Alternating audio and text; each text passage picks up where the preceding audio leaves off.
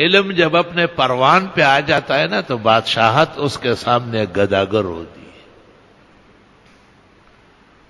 اور علم جب استعمال میں نہیں آیا تو خود صاحب علم کے لیے وبال ہوگا، یا چولولی ملاشی اور یا چولولی بلاشی۔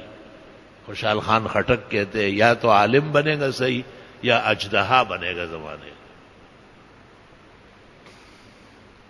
صرف یہ نہیں کہ اس نے علم پڑھا اور کام نہیں کیا، وہ امت کے لیے درد سر ہے، وہ عذاب کا باعث ہے۔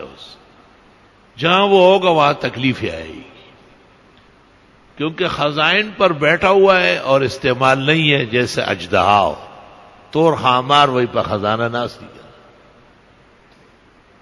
عالم دین کو بہت خیال کرنا چاہیے، بہت احتیاط کرنا چاہیے۔ ان کو غصہ بھی آ جائے تو کنٹرول میں رکھے، ان کو سیاست میں پسپائی بھی ہو جائے تب بھی حدود میں رہے۔ یہ تو مکافات عمل ہے۔